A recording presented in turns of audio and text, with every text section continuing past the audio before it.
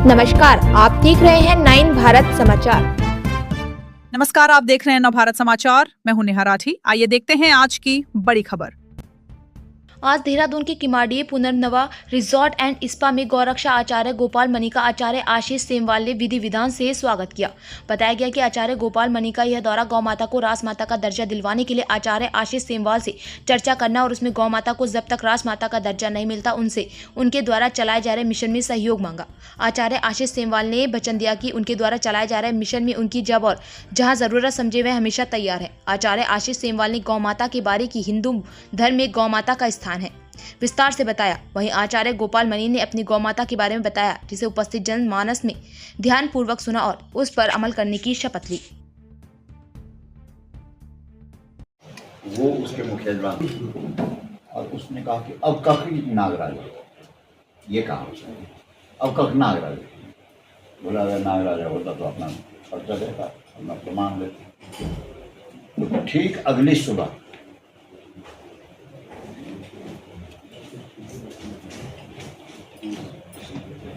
मैंने कुछ नहीं जाना, तो ठीक सुबह ठीक 3 बजे सिंह आया हो। दो कुटिया बनी हुई थी, एक हमारे लिए बनी थी और एक मुखिया जमान के लिए। तो मुखिया जमान के साथ 10-15 लोग और भी थे और हमारी कुटिया में हम अकेले।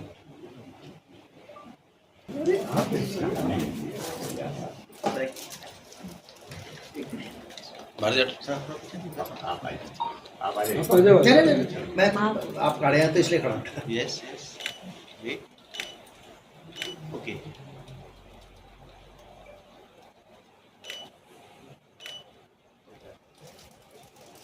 ये जो 1 वर्ष यज्ञ हुआ उसका सर सामने सर फोटोग्राफर रिटेक प्रणाम नमन वंदन। आज बहुत दिव्य वेला और हमारे शरीर को, हमारे विचारों को, हमारे अंदर के समस्त तत्व को, समस्त एनर्जी को अगर कोई एनर्जाइज कर सकता है, कोई उस शक्ति को प्रभावी बना सकता है, हमारे अंतकरण को शुद्ध कर सकता है, तो केवल गौ माता का आशीर्वाद है और गौ माता की शक्ति। इसलिए मेरा सभी से आए हैं जो भी लोग भविष्य में इस बात को मानेंगे कि निश्चित रूप से गौ माता का हमारे जीवन में बहुत महत्वपूर्ण योगदान है। महाराज जी ने जो कार्य बेड़ा उठाया है, हम सब लोग इस बेड़े में उनके साथ गिलहरी की भूमिका अदा करें। जिस पद पे, जिस स्थान पे महाराज जी को हमारी सेवाओं की किसी भी रूप में आवश्यकता होगी, हम उसमें पूरी तरह से खड़े रहेंगे। मुझे लगा कि आज का जो विषय था मुलाकात का, इन्होंने मुझे कहा था कि नहीं कोई ऐसा नहीं, केवल मिलन है, मुलाकात है, अन्यथा कोई बड़ा कार्यक्रम भी करना होता जिसमें 1000-2500 लोग होते तो वो भी बहुत महत्वपूर्ण बात नहीं कि वो भी हो जाता। लेकिन चूँकि 2 दिन पहले बातचीत हुई और अचानक से हुआ, तो हमने कहा कि महाराज जी तो पहले एक बार प्रणाम कर देते हैं, वो अपना विचार यहाँ डाल लें, एक बार यहाँ आ जाए। तो उस नाते हमने कहा कि एक बार आएंगे। लेकिन निश्चित रूप से चूँकि मैं सरकार का हिस्सा तो नहीं हूँ और न ही मैं सरकार में कोई बहुत दखलंदाजी रखता हूँ, लेकिन हाँ लोगों की भावना रहती है, विश्वास रहता है कि मैं उनके जीवन में कुछ परिवर्तन लाने का प्रयास करता हूँ, चेष्टा करता हूँ। उस नाते जो व्यक्ति हमारे से जुड़े हैं, चाहे मुख्यमंत्री जी हों, चाहे भारत सरकार के कई मिनिस्टर्स हों, चाहे भारत सरकार के विधायक हों, उत्तराखंड के विधायक हों, जिनका भी कंट्रीब्यूशन हो सकता है, कुछ प्रस्ताव बना के भेजे। क्योंकि मुझे ज्ञात हुआ, मैं त्रिवेदी से बात कर रहा था तो हंसते हुए कह रहे थे कि अरे एक बार हमने भी प्रस्ताव बनाया था। तो मैंने कहा अच्छा, तो मैंने ऐसी बातों में एक बार पूछ लिया तो क्या है, कहने लगी कि इस पर तो भारत सरकार क्या करेगी क्या नहीं करेगी, क्योंकि भारत सरकार को तो सबको साथ में लेके चलना होता है। तो मैंने सोचा में बात चिंता नहीं कर, लेकिन इसका मतलब ये तो ना कि अगर आपको ये पता लगेगा कि अगर सरकार बचानी है तो हम गौ मांस खाना शुरू कर देंगे, वो तो संभव नहीं हो सकता। कहीं ना कहीं आपको अपनी मर्यादाएं लाइन तो खींचनी पड़ेगी। आने वाली पीढ़ी के लिए प्रेरणा क्या दे के जाएंगे, आने वाली पीढ़ी को हम क्या बता के जाएंगे। हम पहले ही अपनी मातृभूमि से सरकार हम पहले ही बहुत दूर हो रहे हैं। धीरे धीरे जैसे भी मुद्रीनाथ जी की बात चल रही थी कि किस प्रकार से वहाँ पे बन गया है, पिकनिक स्थल बन गया है। मैं तो इस बात को बहुत कहता हूँ कि इस पिकनिक स्थल से साधना के जो केंद्र हैं उसे पिकनिक स्थल मत बनने दीजिए। तो अगर हम गौ माता को राष्ट्र, तो क्या होगा, उससे समाज में प्रेरणा होगी कि हमारी राष्ट्रमाता। हम एक व्यक्ति को राष्ट्रपिता कह सकते हैं, लेकिन जिस गौ माता में इतने देवता वास करते हैं, हमारे शास्त्र वेद कहते हैं, क्या हम उस गौ माता में गुस्सा कर सकते हैं? इसमें कौन सी बड़ी बात होगी?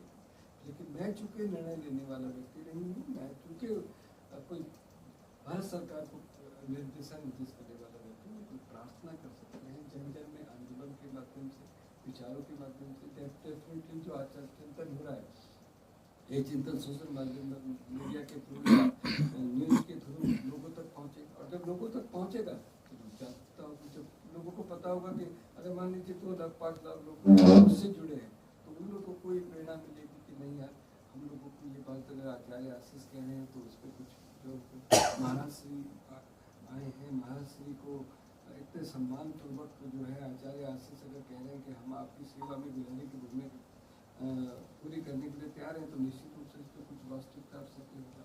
तो इसलिए मेरा सभी से ये कहना है, सभी से मेरी ये प्रार्थना है कि गौ माता से जुड़े, गौ की रक्षा करें और गौ को पहले शुरुआत करें अपने घर से। कि खाना खाने से पहले जैसे मेरी माँ होती थी 3 गिलास निकालती थी, कौवे का, गौ का और गाय का। तो कहती थी नहीं पहले खाना खाने से पहले जाओ अपने हाथ से पहले गौ को खिलाकर काट के लिए ऊपर रख के आओ, कुत्ते को देकर आओ। फिर शाम के समय कहती थी कि दिन में तो नहीं आती चींटी, सुबह शाम के समय काम करो, उस जगह पे चींटी निकलती थी, वहाँ पे थोड़ा घास। तो वो कहती थी देखो कुशा का आसन रखो, बगेरे की छाल वगैरह बोलते थे, उसकी छाल होती थी, माजी पिताजी जब पूजा करते थे, कुशा का आसन, कंबल वगैरह की छाल वहाँ पे बैठते। तो मेरे पिताजी जब पूजा करते थे तो सर्दियों के दिन में भी ऐसा होता था कि बहुत गर्म है, पानी को हीटर लग गया। तो कोई ये कह देना कि साहब गाय को पशु है, गाय को पशु कहने, तो उन्हें किसने कहा कि वो भगवान है, किसने कहा कि ये मंदिरों में भगवान बसते हैं या ईश्वर का कोई अस्तित्व है। देखिए मैं बहुत ज़्यादा नहीं जानता, बहुत ज्ञान नहीं है, लेकिन ईश्वर ही जो हमारी ऊर्जा है, जो हमारा आत्मिक चैतन्यता है, आत्मशक्ति है, आत्मबल है, जो हमारे अंदर का जो जिसे हम कहते हैं ईश्वरी जो हमें शक्ति, यही शक्ति कॉस्मिक एनर्जी के साथ मिलती है। तो ये पराविज्ञान के जय जगत वंदिनी भगवती नारायणी सुरेश्वरी देवी भवानी, हे माता त्रिलोक तारिणी नारायणी भगवती सुरेश्वरी ब्रह्मांड रक्षिका देवी भवानी मातेश्वरी तुता वेली ज्वाला सकल भवानी। हाँ सकल भवानी वेली माता मेरी सुरगंडा सुरी ज्वाला, नारायणी ज्वाला दुर्गा भवानी त्रिलोक तारिणी।